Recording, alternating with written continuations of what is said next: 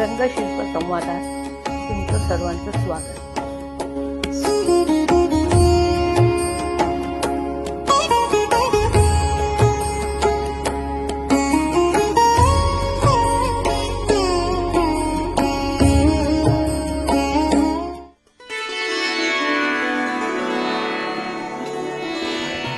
नमस्ते. रंगशिल्प संवादामध्ये तुमचं खूप खूप खूप स्वागत. आज आपण अशा एका चित्रकर्तीला भेटणार आहोत. तिच्या चित्रांमध्ये टेबलाचे कोपरे असतात आणि त्यावर पसरलेल्या सगळ्या वस्तू, पण याच वस्तूंमधून ती जीवनाचं दर्शन दाखवण्याचा प्रयत्न करते. या निर्जीव वस्तूंमधून कसं ती चैतन्य निर्माण करते. केवळ कॅनव्हसवर रंग न फासता ती अनेक प्रक्रिया करते त्याच्यावर. त्या काय काय असतात ज्याच्यामुळे तिला हे रिझल्ट्स मिळतात.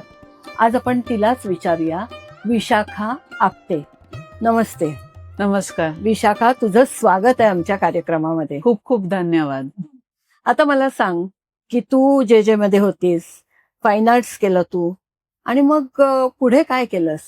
मी 1987 साली बॅचलर ऑफ फाईन आर्ट्स मधून पास आउट झाले. तेव्हा नक्की काय माहित नव्हतं, म्हणजे पुढे कसं काम करायचं. आणि ते तिथपर्यंत ज्या लोकांनी म्हणजे काम केलं होतं किंवा जसं आम्ही समजत होतो की फ्रीलान्सिंग हे खूप लोक करत नव्हते त्या प्रकारे, की चित्र काढून त्याच्यावर उपजीविका करणं हा जो एक कॉन्सेप्ट आहे तो तेव्हा नव्हता.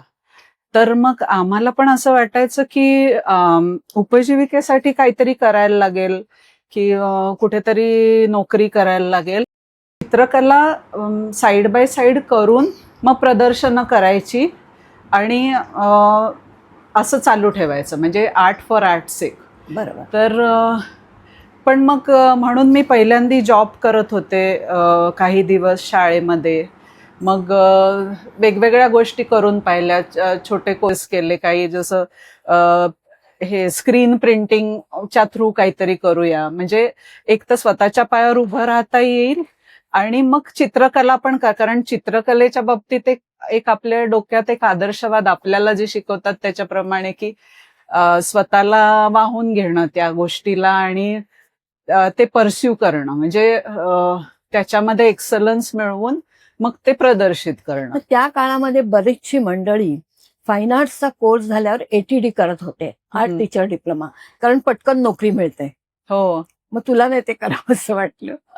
नाही, मला असं वाटत होतं की आपण म्हणजे मी मास्टर्स त्यासाठी नाही केलं की मास्टर्स एकदा केलं आणि आपण एकदा अशा कोणत्या तरी ह्याच्यात लागलो तर मग आपण चित्रकला कुठेतरी बाजूला पडेल असं मला वाटत होतं. म्हणून मी टेम्पररी म्हटलं थोडे दिवस करून बघूया शाळेत, मग त्याच्यातून काही मार्ग निघाले तर बघू. असं म्हणजे हे डोक्यात नव्हतं की पूर्ण वेळ आपण जॉबच करत राहायचं, हे नव्हतं. क्रिएटिव्ह काम करणं जास्त माझ्यासाठी म्हणजे महत्वाचं होतं.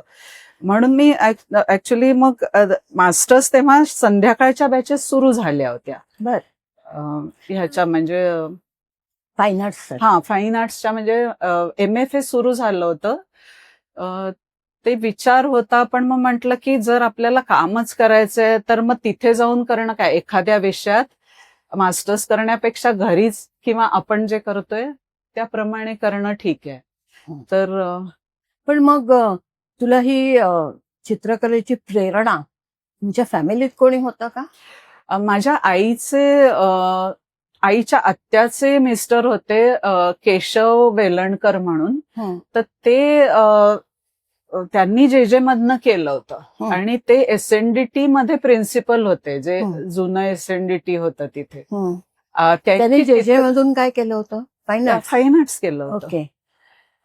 आणि त्यांची चित्र आमच्या घरात लावलेली होती, म्हणजे एक चौपाटीचं, जुन्या चौपाटीचं, आणि एक नाशिकच्या निळकंठेश्वर मंदिराचं लँडस्केप्स होती. तर ते होतं. आणि घरात थोडं वातावरण कसं होतं, म्हणजे माझ्या वडिलांना कलेची आवड होती, म्हणजे कारण ते उत्तम तबला वाजवायचे, अच्छा. फ्लूट वाजवायचे. आणि आम्हाला फक्त जे काही आम्ही करत होतो त्याच्यात जसं लहानपणी शाळेत वगैरे हे जी प्राइजेस वगैरे मिळायला लागली तर ते प्रोत्साहन देत होते, म्हणजे साधारण की हा हे कर म्हणून. बरं. पण मग केवळ नुसती पेंटिंग्स न करता तू आणखीन पण पुढे काय काय केलंस? म्हणजे वेगवेगळ्या प्रक्रिया तू शिकलीस, त्या कुठल्या होत्या? हा, मी एचिंग मध्ये खूप वर्ष काम केलंय, म्हणजे छापा कला म्हणतात ज्याला, किंवा प्रिंट मेकिंग म्हणतात. आमलांकन किंवा जे आम्ही झिंक प्लेटला एच करतो, म्हणजे कोणत्याही ह्याचा ठसा घेणं मुळात. जे आता आपण हे जे वृत्तपत्र आपल्या घरी येतात हे त्याचंच एक सुधारित रूप आहे. म्हणजे प्रिंट मेकिंगच्या टेक्नॉलॉजीने एवढं आता त्याच्यामध्ये प्रोग्रेस केलेलं आहे की ते आता इथपर्यंत आलंय. पण ते जे मूळ जे छापा घेण्याची जे होतं पूर्वीचं, लिथो किंवा एचिंग, म्हणजे लिथो म्हणजे दगडाचं वर हे ड्रॉइंग करून घेणं, एचिंग म्हणजे झिंक प्लेटला आम्ही ऍसिडनी एच करतो. बरोबर. आणि वुडकट म्हणजे वुडचा असा एक फळीवर कार्व करून त्याला एक लावून, म्हणजे थोडक्यात एक अप्रत्यक्षरित्या, म्हणजे त्याचा रिझल्ट माहीत नसताना आपण त्या मीडियमवर करतो आणि मग त्याचा ठसा घेतो. पण ते असतं आपलंच एक काय म्हणतात, एक अभिव्यक्तीच साधन आहे की आपल्याला फक्त आपण जे आयडिया आहे ती डायरेक्टली कॅनव्हासवर न करता त्या सरफेसवर करतो आणि त्या सरफेसचा ऍडव्हान्टेज आपल्याला मिळतो. म्हणजे पण याच्यामध्ये किती मोठं तुम्ही पेंटिंग करू शकता किंवा प्रिंट घेऊ शकता? म्हणजे मी जेव्हा याच्यात सुरुवात केली तेव्हा मी साधारण फुल प्लेट किंवा 3/4 प्लेट झिंक प्लेट किंवा असेच पाहिले होते. म्हणजे मी 91 मध्ये तिथे काम करायला गेले तेव्हा खूप मोठी प्रिंट्स, कारण त्याच्या मागे लेबर खूप, म्हणजे खूप मेहनत असते. मग ते ज्या सायझेस असतात प्लेटचे किंवा ती लहान असतात, असं काय काय असतं. तर मला ते लिमिटेशन तोडायचं होतं. म्हणून मग मला असं वाटत होतं की ते जे सेल्फ एक्सप्रेशन आहे तर त्याच्यामध्ये मला साईजचं लिमिटेशन नकोय. मग मी त्याप्रमाणे त्याला मग मी 2 प्लेट जोडून 3 प्लेट जोडून अशा मोठ्या मोठ्या एचिंग्स केल्या. त्याच्यासाठी पेपर पण मिळत नव्हते, मग मी पुण्याला जाऊन पेपर आणायचे, मग ते घेऊन भोपाळला जायचे. कुठल्या प्रकारचा पेपर? हँडमेड पेपर लागतो, कारण तो प्लेटच्या आत जायला पाहिजे. आम्ही जेव्हा पेपर ओला करतो मग तो प्लेटच्या आत जाऊन पूर्ण जे रंग आहे, म्हणजे जी इंक आहे ती ऍब्सॉर्ब करतो. जेव्हा ते हँड प्रेस मधून आम्ही काढतो त्याला, तर ती त्याच्यातून जातं तेव्हा ते पूर्ण ते इम्प्रेशन त्या पेपरवर येतं. तू अनेक प्रक्रिया करतेस तुझ्या चित्रांवर, त्याची सुरुवात कशी करते? सुरुवात म्हणजे मी खूप स्केचेस करते आधी. म्हणजे प्रत्येक जे माझे जेवढे पेंटिंग्स आहेत किंवा ज्या प्लेट्स आहेत, म्हणजे एचिंग्स आहेत किंवा सगळ्याचे एक प्रिलिमिनरी, म्हणजे माझं स्केचबुक नेहमी माझ्या बरोबर असतं कुठेही असताना. ते तसंच्या तसं मी करत नाही ऑफकोर्स, कारण साईज वेगळा असतो. मग आपण त्याला, म्हणजे एक सीड आयडिया असते ना, तशी एक प्रत्येक कामाच्या मागे असते. मग ती मॉडिफाय करता करता जसं उत्स्फूर्तपणे ती मग मॉडिफाय होत जाते. पण तू कॅनव्हासवर करताना पहिल्यांदा चारकोलने काही स्केचेस करते का? चारकोलनी आधी ड्रॉइंग करते. आणि सुरुवातीला मी प्रिंट मधून जेव्हा पेंटिंग सुरू केलं तेव्हा मला त्या रिलीफची सवय होती, म्हणजे थोडीशी त्याच्याशिवाय बरं नव्हतं वाटत की, कारण थर्ड डायमेन्शन मध्ये काम केल्यामुळे. तर मग मी पेपर चिकटवायचे काही पोर्शन्स मध्ये, काही म्हणजे त्याच्यामुळे मला कुठे ट्रान्सपरन्सी, कुठे ओपेक, जसं पाहिजे तसं मिळत होतं.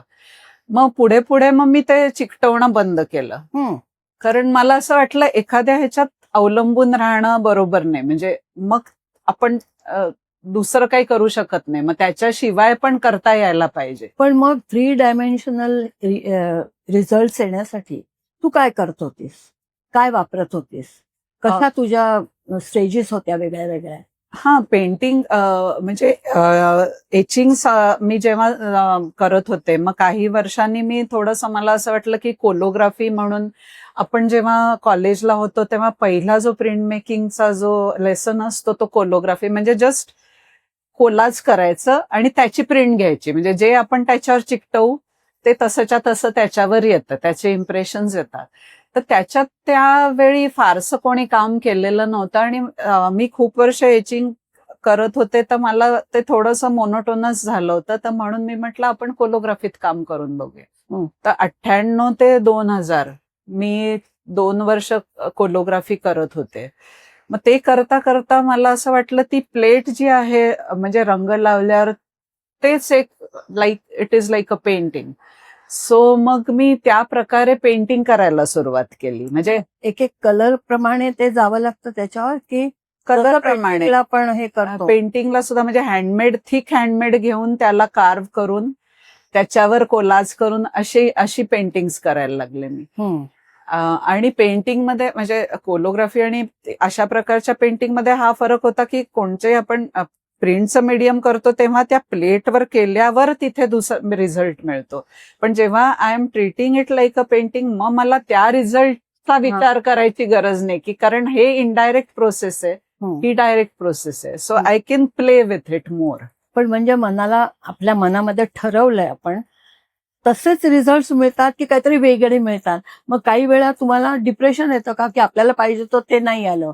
किंवा काही वेळा खूप आनंद होत असेल, अरे हे मी सांगितलंच नव्हतं, मला करायचंच नव्हतं, पण काय मस्त रिझल्ट आलाय. हो, अशा काही स्टेजेस सांग ना एखादं उदाहरण तुझं याच्यात. दोन्ही गोष्टी होतात की जसं एचिंग मध्ये सुद्धा जेव्हा मी मोठी कामं करत होते तेव्हा ट्रेज वगैरे नसायचे, तर मी अशा ब्रिक्स म्हणजे विटा लावून जाड प्लास्टिक टाकून सुरुवातीला त्या प्लेट्स एच करत होते.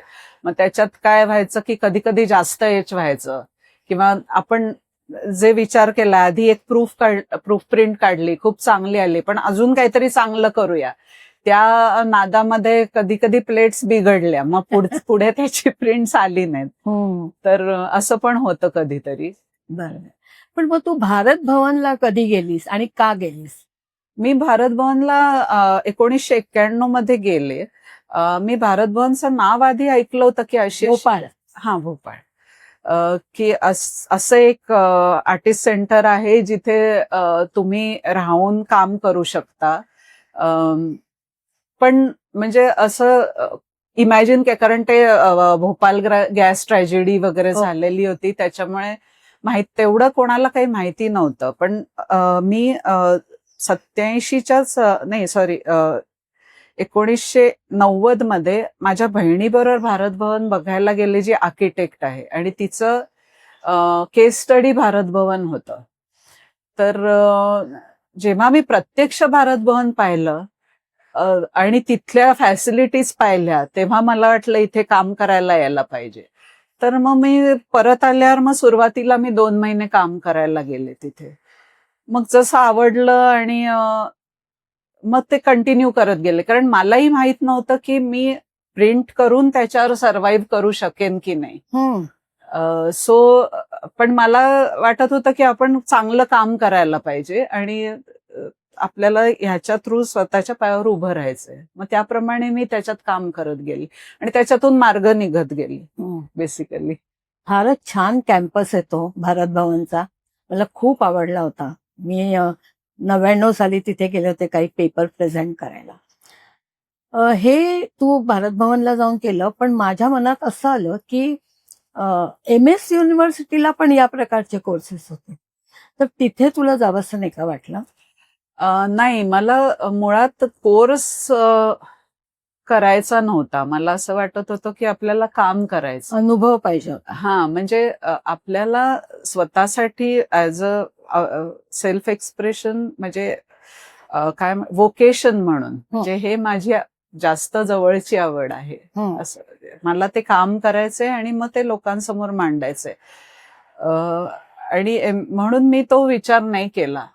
मला वाटलं की आपण जेव्हा आपण आपलं काम स्वतः करत असतो तेव्हा आपण आपले राजे असतो आणि कसंही करू शकत असतो. परत एखादं शिकायला गेलो, परत ते एक बंधन असतं, एक युनिव्हर्सिटी, मग हो. काय काय काय काय. तर मला असं, त्यामुळे मी ते तिथे काम करायला गेल्यावर तिथलं जे वातावरण, आणि मुळात तिथे काय होतं की सकाळी 8ला किंवा 8:30-9ला जो स्टुडिओ उघडायचा, तो तुम्ही किती वेळ, 9-10 रात्रीपर्यंत करा, कोणाचं बंधन नाही. सुट्टीच्या दिवशी आम्ही उघडून घ्यायचो. तर ते एक जे पोषक वातावरण असतं ना, ते तिथे मिळालं. म्हणजे पूर्ण वेळ मला तिथे डिव्होट करता आलं. ग्रेट. तू भारत भवनला गेली, किती साली गेलीस? 1991. तेव्हा लहान असशील म्हणजे. हा. पण मग घरच्यांचा पाठिंबा होता, एकटी तिकडे जाऊन राहणार वगैरे? पाठिंबा म्हणजे त्यांची हरकत त्यांनी तशी दाखवली नाही, पण त्यांना हेच वाटत होतं की जर ते काम मुंबईत होत असेल, तुला पेंटिंग मुंबईत करता येत असेल, तर मग तिकडे जाऊन म्हणजे काही अर्थ आहे का तसं करण्यामध्ये. कारण तेव्हा असा कॉन्सेप्टच नव्हता ना, फ्रीलान्स म्हणजे ह्याच्यावर उपजीविका करता येते हा कॉन्सेप्ट नव्हता. आणि मी तिथे नोकरी करायलाही जात नव्हते आणि काही शिकायलाही जात नव्हते. म्हणजे आयदर तुम्ही दुसऱ्या ठिकाणी जाता काहीतरी जॉब आहे म्हणून, बरोबर. किंवा मग तुम्ही काहीतरी कोर्स करताय का तिथे जाऊन, किंवा नवीन कोणची गोष्ट शिकताय का. तर तसंही नव्हतं. प्रिंट मेकिंग मला येत होतं बेसिक, मला त्याच्यात काम करायचं होतं. म्हणजे ते स्टुडिओज असे होते की तुम्ही तुमचं काम करण्यासाठी, कारण ज्या इक्विपमेंट्स प्रिंट मेकिंगला लागतात, किंवा सिरॅमिक्स डिपार्टमेंट आहे तिथे, तर कारण ह्या गोष्टींसाठी कम्युनिटी वर्कशॉप लागतात. कारण जसं प्रेस आहे, किंवा ऍसिड बाथ करण्यासाठी जागा असते, किंवा बऱ्याच अशा ज्या इक्विपमेंट्स केमिकल्स लागतात, टेबल्स, तर ह्या सगळ्या गोष्टी तिथे अवेलेबल असतात. सो तुम्ही नॉमिनल फीज देऊन राहून तिथे काम करू शकता. त्याच्यातून आणि परत सगळे चांगलं काम निघेल अशी काही गॅरंटी नसते. सो ते त्यांना वाटत होतं की म्हणजे ह्याच्यातून काही पुढे निघणार आहे का, काही आउटपुट येणार आहे का, बस एवढंच होतं. व तिथे हॉस्टेल टाईप काही आहे का, वसतिगृह बाहेरून येणाऱ्या स्टुडंटसाठी? मुलांसाठी गेस्ट हाऊस होतं, जे अगदी म्हणजे नॉमिनल ह्याच्यात जी मेल आर्टिस्ट जे काम करायला यायचे त्यांच्यासाठी होतं. मुलींसाठी नव्हतं. तर तिथे गीतांजली म्हणून हॉस्टेल होतं, वर्किंग विमेन्स हॉस्टेल, जे शंकरदयाल शर्मांच्या मुलीच्या नावावर ते आहे. तर तिथे राहिले मी 5 वर्ष. पण हे सगळं करत असताना तुला प्रेरणा कुठून मिळाली? कसं तुला वाटलं की यांनी असं केलंय तर आपण हे करावं, किंवा असं अशा पद्धतीची काही प्रेरणा तुझ्यामध्ये निर्माण झाली का? कारण अचानकपणे हे केलं आणि एकदम भारत भवनला गेलीस, भोपाळला गेलीस, तर ऍडव्हेंचर आहे, मला असं वाटतं याच्यामध्ये साहस आहे. तर कोणीतरी असल्याशिवाय आपण नाही ना शक्यतो हे करत पुढे. तर तसं मला जाऊन बघूया, करून बघूया असं, म्हणजे त्या गोष्टी होत गेल्या. कारण मला जसं बर्वे जे आहेत, प्रभाकर बर्वे, जेव्हा त्यांनी माझं काम पाहिलं होतं तेव्हा त्यांनी मला फ्रान्स काफ्काला वाचायला सांगितलं. अरे वा, काफ्का वाचायला सांगितलं. तर त्यांना ते कुठेतरी दिसलं की ते जे एक सूत्र आहे की जे माझ्या ह्याच्यात एकटेपणा, किंवा जो एक एलिमेंट आहे की अलोननेस, नॉट लोनलीनेस, पण अलोननेस आहे, तो त्यांना फील झाला असावा कदाचित. तर तसं काही असेल की, किंवा जो आपल्याला जे मध्ये आदर्शवाद शिकवतात, आपल्याला नेहमी हे व्हॅन गॉगची किंवा गोगॅनची जी उदाहरणं आहेत आणि आपण वाचतो आणि भारावून जातो, तर ते एक, आणि त्या वयात आपण जे भारावले पण असतं त्याच्यामध्ये आपण काहीही करतो असा एक प्रकार असतो की आपल्याला वाटतं की हे शक्य आहे करणं, आणि त्या वयात तसं आपलं एक हे असतं की आपण हे करू शकतो. तसं काही झालं असेल, कारण मी आधी म्हणजे एवढे वर्ष राहीन किंवा असं काही करीन असं मला वाटलंच नव्हतं. जेव्हा मग चांगलं काम व्हायला लागलं, मग एकदा एक तिथे ऑस्ट्रेलियन आलं, माझी 4-5 प्रिंट्स लागलेली होती तिथे बोर्डवर. एक ऑस्ट्रेलियन माणूस आला, त्याला ती आवडली, मग त्यांनी ती विकत घेतली 200-200 रुपयाला. मग मला त्याच्यातून पैसे मिळाले. मग मला वाटलं की हा, म्हणजे ह्याच्यातून आपल्याला कामासाठी तरी पैसे मिळू शकतात. असं ते घडत गेलं हळूहळू, आणि मग मी माझं काम कंटिन्यू करत गेले. मग नॅशनल स्कॉलरशिप मिळाली.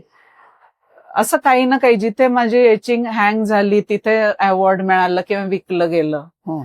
आणि मला कामासाठी पैसे मिळत गेले. त्यामुळे मग माझ्या आई बाबांनाही आश्चर्य वाटलं की ह्याच्यातून हिला मिळतंय काही असं, म्हणजे ह्याच्यावर ही सर्व्हाइव्ह करू शकते. तर पण ते घडत गेलं तसं. तू आता व्हॅन गॉगचा उच्चार केलास, तर त्याच्या पेंटिंग्स मध्ये येलो, ब्ल्यू असतो. तुझ्या पेंटिंग्स मध्ये ग्रीन असतो प्रॉमिनंटली. त्याचं कारण काय? असं कारण सांगता येणार नाही, पण कदाचित नेचर, म्हणजे आपल्या चैतन्य, हा बरोबर आहे, चैतन्य असं तुला वाटतं? हो हो हो. आणि ब्ल्यू पण तू वापर? ब्लू खूप वापरते ब्लूच्या. तर मला वाटतं ते अवकाश किंवा आकाशसाठी, म्हणजे स्पेस जो आहे ना, कारण मला असं वाटतं की आपल्याला स्पेस किंवा जी हवा आहे किंवा हा अवकाश आहे, ह्याच्यामुळे आपण जिवंत राहतो, किंवा आणि आपल्याला एक पर्सनल स्पेस सुद्धा हवी असते, आणि आपण ज्या वातावरणात राहतो ती आजूबाजूची स्पेस ही आपल्यासाठी खूप महत्वाची असते. त्याच्यामुळे आपण जे काही करतो किंवा आपल्या आयुष्यात ज्या गोष्टी घडतात त्याचा त्याच्यामध्ये खूप मोठा भाग आहे. म्हणून ती स्पेस मला वाटतं माझ्यासाठी खूप इम्पॉर्टंट आहे. तू फिगरेटिव्ह ड्रॉइंग्स कधी केली नाहीस का? कारण नॉर्मली जे मध्ये गेल्यावर फाईन आर्ट्सला पहिल्यांदा ते शिकवतात, मॉडेल्स असतात ती बघून.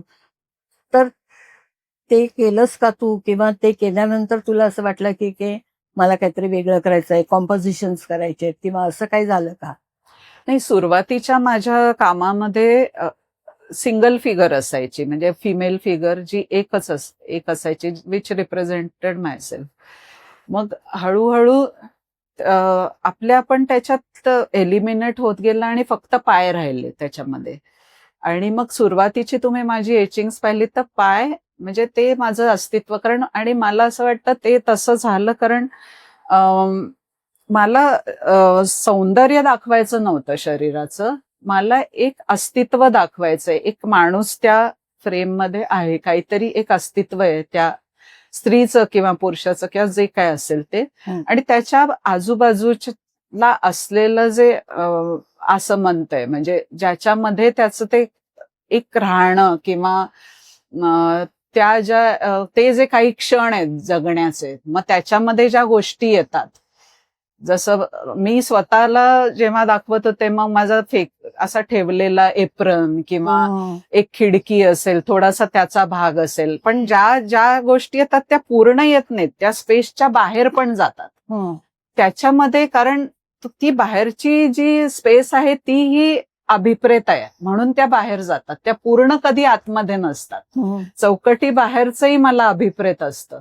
आणि मला असं वाटतं आपण जेव्हा स्वतःकडे म्हणजे जेव्हा बघतो तेव्हा आपण आपले पायच बघतो ना, आणि आपण जमिनीशी जे आपलं नातं आहे ते पायाच्या थ्रूच आहे.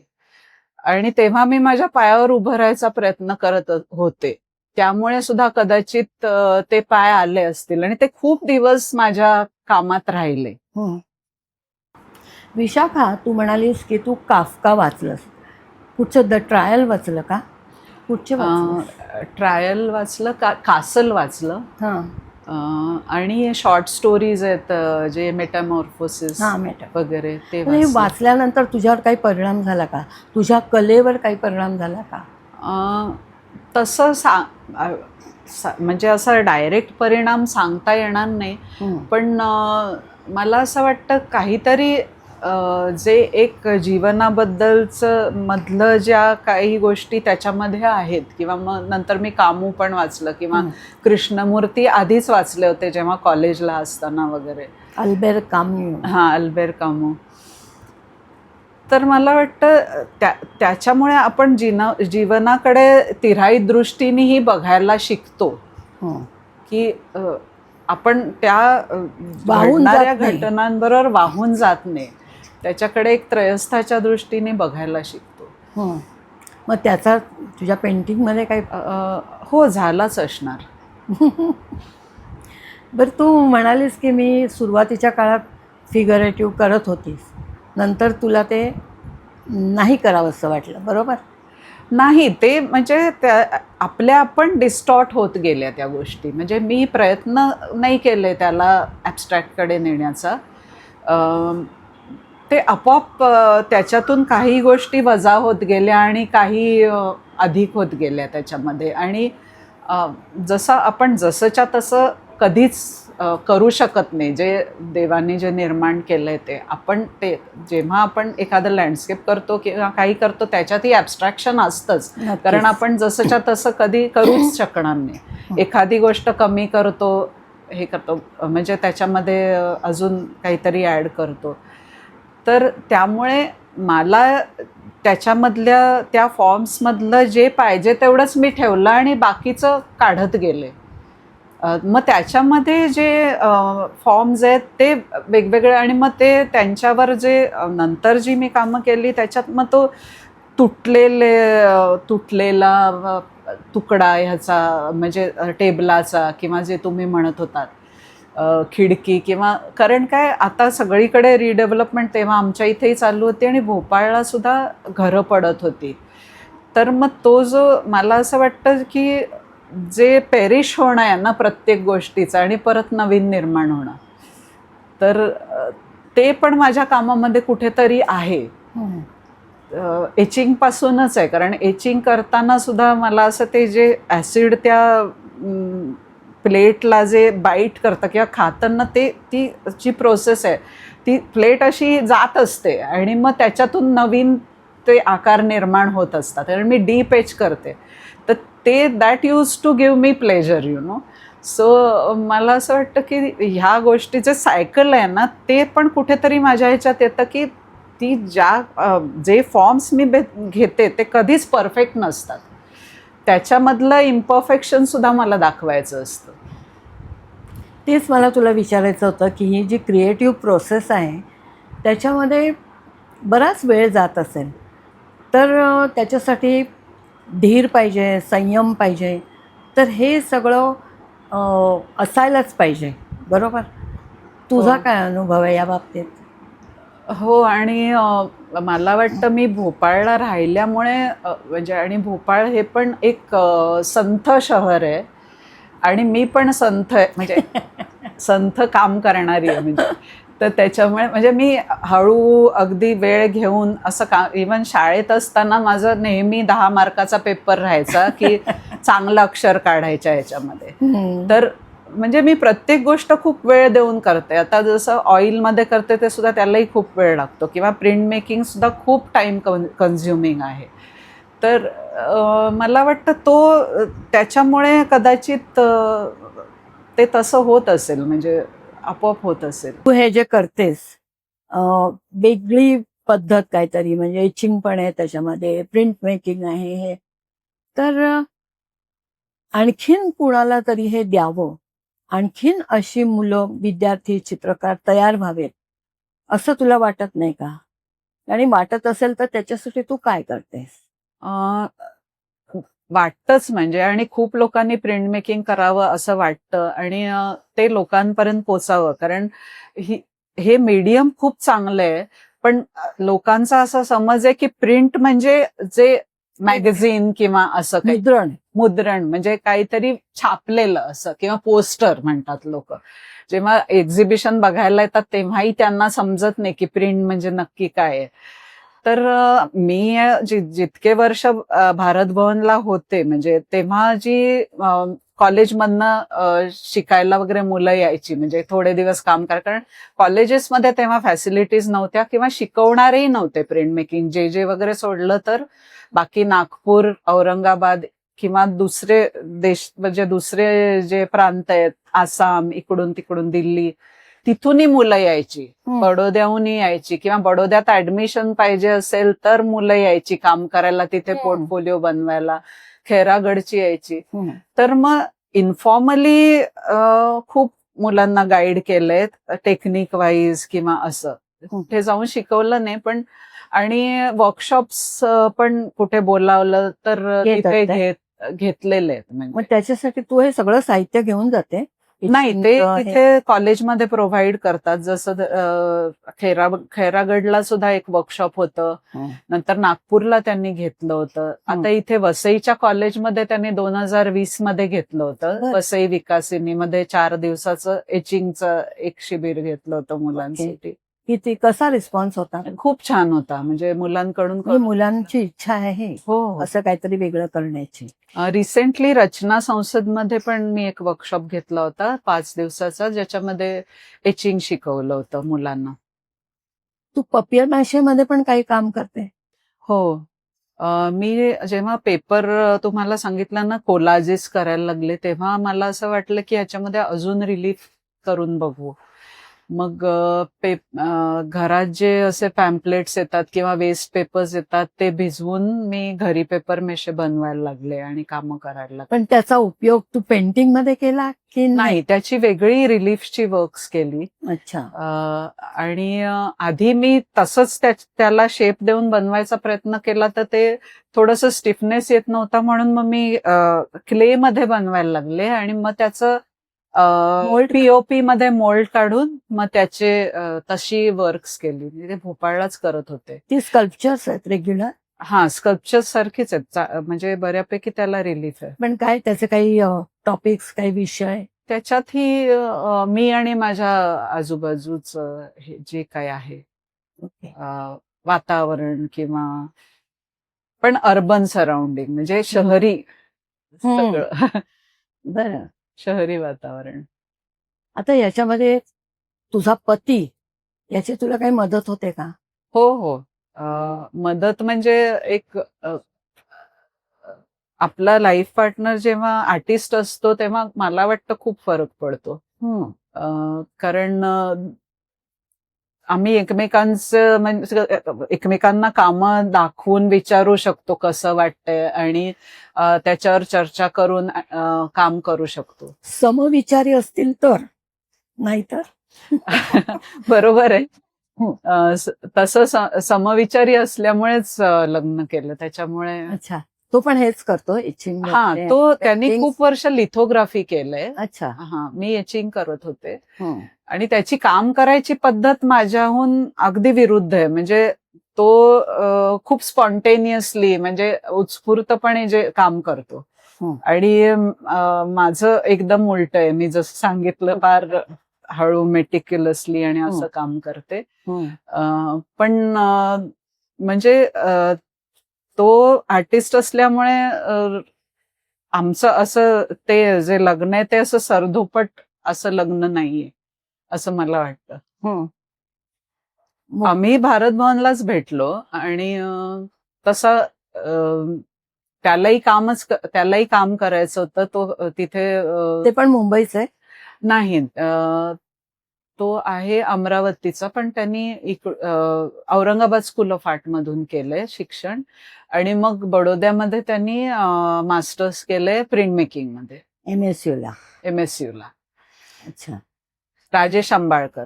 आणि मग नंतर भारत भवन? नंतर भारत भवन. दोघांनी मिळून काही केलंय का जॉईंटली अशी कामं नाही केलेली आम्ही. आमचे स्टुडिओजही वेगळे होते तिथे. म्हणजे तिथे भारत भवन मध्ये करताना तिथे 2 सेक्शन्स आहेत, पण इथे घरी पण आमचे स्टुडिओ वेगळे होते. म्हणजे तसं आम्ही ठेवलं होतं, कारण काय नाही तर मग काम करू शकत नाही. पण मला एक विचारायचं आहे की हे खर्चिक, एक्सपेन्सिव्ह अशी ही कला आहे किंवा ही हौस आहे म्हण, आवड आहे म्हण, तर केवळ एक्झिबिशन्स करूनच त्याच्यामध्ये भागतं का तुमचा मटेरियलचा खर्च, किंवा तुम्ही एवढी वेळ घालवता त्याच्या मागे या सगळ्या गोष्टींचा, की अजून काही प्रमोशन, मार्केटिंग व्हायला पाहिजे असं तुला वाटतं? नाही, त्याने भागतं. म्हणजे आपला जर आपल्या कामावर विश्वास असेल आणि मला वाटतं आपण त्याच्यात स्वतःला झोकून दिलं तर मला तरी म्हणजे त्या कामांनी भरपूर काही दिलेलं आहे. आनंद नक्कीच आहे, हा. प्रश्नच नाही.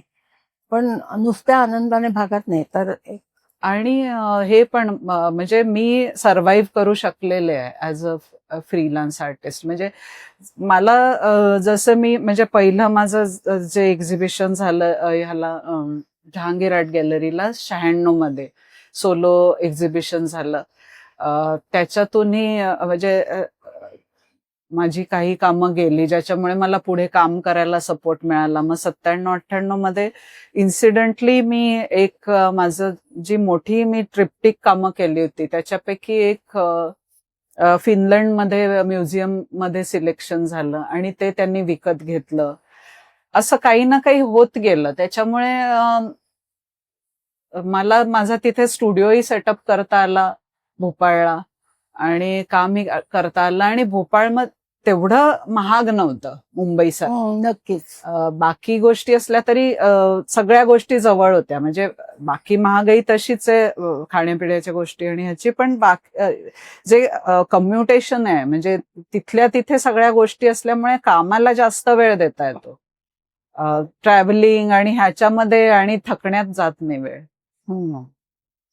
विशाखा, तुझ्याशी गप्पा मारताना खूप मजा आली. काहीतरी वेगळं करणारी तू आहेस आणि म्हणून मला ते खूप आवडलं, भावलं. तुझ्या याच्या पुढच्या सगळ्या काय म्हणायचं पेंटिंग्सना किंवा ऍक्टिव्हिटीजना मी खूप खूप शुभेच्छा देते. खूप धन्यवाद. मी पण तुमचा आभार मानते. खूप खूप धन्यवाद. आणि माझं आता एप्रिलमध्ये एक्झिबिशन होणार आहे जहांगीरला.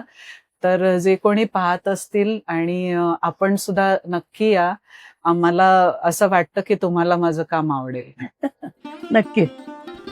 धन्यवाद. केलेलं काम आहे. आणि हे जे आपल्याकडे जे वेस्ट पेपर असतात ते वापरून मी केलंय. ते पाण्यात भिजवून मला वाटलं की ते तसे वेस्ट होतात तर ते रिसायकल करावे आणि त्याच्यामुळे काहीतरी जर करता आलं, कारण मला तेव्हा थोडंसं रिलीफमध्ये कामं करायची होती. तर मग ते मिक्सरमध्ये ग्राइंड करून मग त्याला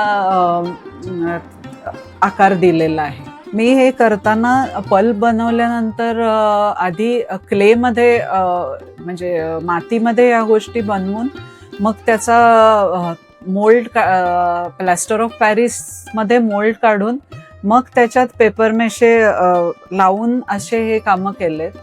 आणि त्याचा जो कंटेंट किंवा त्याचा जो आशय आहे तो माझ्या जुना जो आशय आहे म्हणजे माझं स्वतःचं अस्तित्व आणि माझ्या आजूबाजूचं जे काय मला वाटतं किंवा